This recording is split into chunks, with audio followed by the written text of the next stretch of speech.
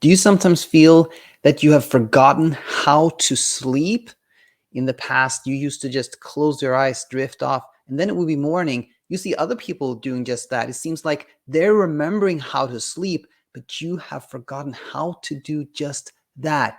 If this sounds familiar to you, then this video is the right one. This is the one that I hope will make so much of a difference for you. And on a personal note, you know, since I started this channel, this has been a journey of like, trying to put all the pieces to the puzzle together. And I feel like last week we found another piece to this puzzle. And it's been a while since I really felt this way, like, aha.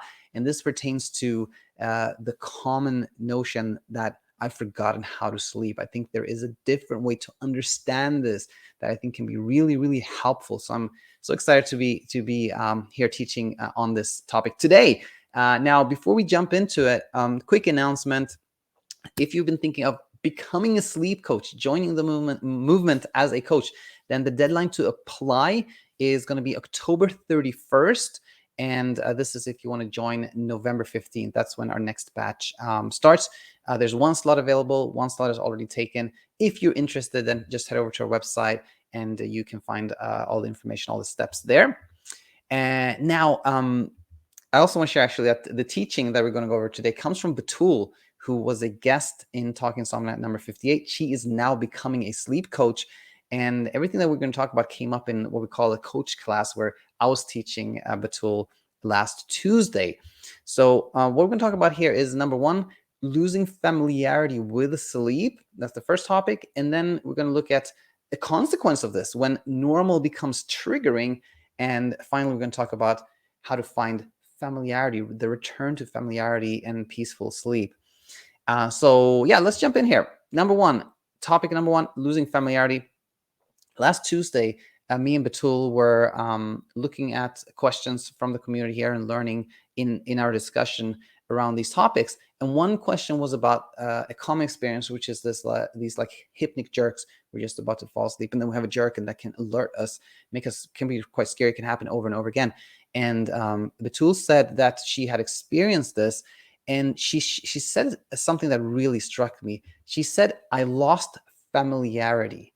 And what she meant was, like, she lost familiarity with what it feels like to fall asleep, to drift off into sleep, or even to feel sleepy. And she said that when during her own insomnia journey, when she had like kind of like one night she didn't sleep well, the next night she slept okay, then this didn't become an issue. But when she had like 1 or 2 weeks of really struggling, then she would experience this loss of familiarity. She forgot what it feels like to sleep well. It wasn't familiar to her anymore. And now the thing is,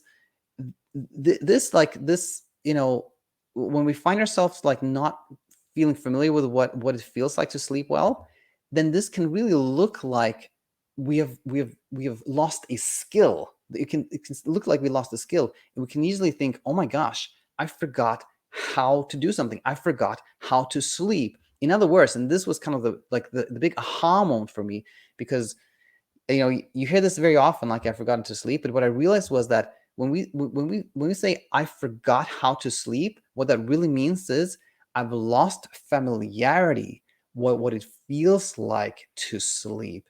And that may not seem like earth shaking, but I think it truly is, because when we understand where this notion comes from, I forgot how to sleep, then we know how to meet this. So the first part of this was just, again, we've gone over what I mean with like losing familiarity, and what Patil saw there. And now we're going to go further into seeing why this can be tricky, because of course, having this feeling like I've forgotten how to sleep, or even just I've lost familiarity, both of them are unpleasant in themselves. They are, they show that we are in a place of kind of puzzlement and confusion and anxiety. So that in itself is, of course, tricky. But there's more to it, and this is, of course, going to lead to something nice, where we see how we leave all the struggle. But to just illustrate another tricky point with this, which is helpful, especially if you had this hypnic jerks and hypnic awareness, is the following. So We're going to look here at when normal becomes triggering. Um, Here's the thing. Even when we are in a kind of frazzled state, even when we have lost familiarity with sleep, and that's kind of an extra trigger for us, sleep keeps happening. We still sleep. It still keeps happening. Our sleep system really is very, very robust. It is very robust. It is just like our ability to like think or to feel or something like that. Even if we're really scared, we will still think. We will still have sensations and feel things, you know. And the same thing with a sleep system. Like it cannot be damaged by fear or anxiety, or you know, in my opinion, it really it's like indestructible. It is super, super robust. Okay.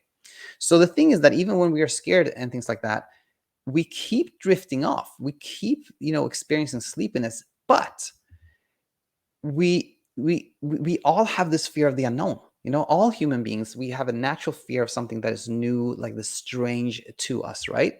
So what happens is, when we've lost familiarity, is that normal experiences, you know, what is just part of sleep, which is feeling sleepy or just kind of feeling relaxed, being about to drift off, having sleep jerks, and you know, drifting off and being and realizing that, oh, I'm about to sleep. That can now be triggering because it's not familiar to us anymore. That can be like the unknown, and that now we can be like, you know, we can be like quite hyper aroused. We're anxious in the, you know, in the evening. We've been for a while, but then, you know, the sleep system just keeps doing its thing, right? Even though we're anxious, right? So we might feel sleepy, but now that's new to us. Like, oh, what was that? That was a wave of sleepiness. What's going to happen now? And then, you know, we're triggered, and that we no longer experience that sleepiness, right? Or, you know, we're just about to drift off. And in the past, we used to have sleep jerks, and we used to be aware that we were about to drift off, but it was familiar to us. So we just, you know, we just transitioned into sleep. But now we've lost this familiarity. So now we have a jerk, and we're like, that was new. What was that? What's going on? Or we're like, oh, I became aware of falling asleep. What was that?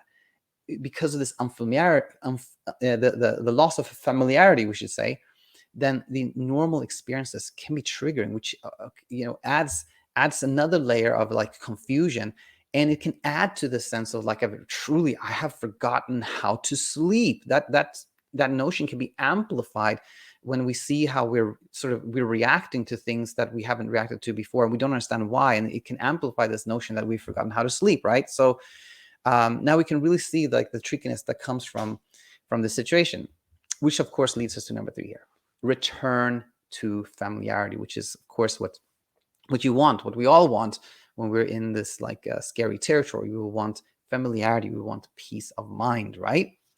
So as so often, when it comes to this part, um, I think really education is truly the key. Here's the thing: when all of the above what we talked about was just, you know, was completely confusing to us, then it keeps us in a state of like bewilderment, puzzlement, problem solving, trying to figure out what's going on, experimenting, and that really leads to this rabbit hole situation. On the other hand, when we have clarity, when we're like, aha, now I understand what was happening. Now I understand why I was reacting so strongly to feeling sleepy.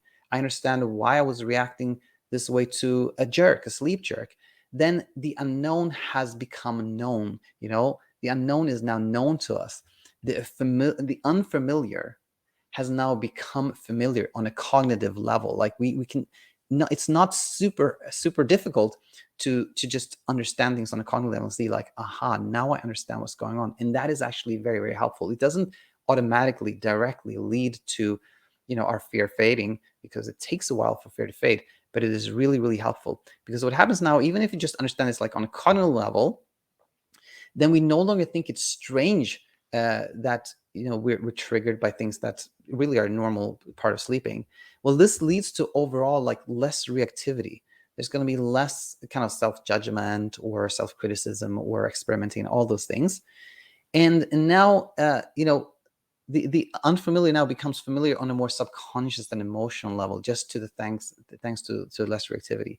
And as we talked about before, like the sleep system keeps doing its thing, even if we're scared and frazzled. So we will have experiences like feeling sleepy, drifting off, etc., even when we're scared. But now, you know, as we have understanding, this will be less and less triggering for us. and that will allow, more sleepiness to happen, more drifting off experiences to happen, and then the what had become unfamiliar becomes familiar again. And when we have both this like cognitive familiarity and the emotional familiarity that comes as kind of it's an experiential thing. We by willing to take this path, that we become familiar with things that we're unfamiliar on a more deeper level. And when we have that, what we all want happens. Then we have that peaceful sleep and peace of mind, which I'm rooting for you, for everyone that's here, of course. And I hope this was really, really helpful for you. So as always, let us know in the comment section what you thought. And if you are on this path of like leaving unfamiliarity and finding peaceful sleep and peace of mind, that is wonderful. Please let us know. But if things are tricky, if it's not quite clear to you what's happening, and if you would like some guidance and support on your path to where you want to be, then head over to thesleepcoachschool.com and check out our coaching options. And if you decide to join, we look forward to seeing you on that other side. That was it for today. Hope you'll have a really nice rest of your day, and see you back soon. Bye for now.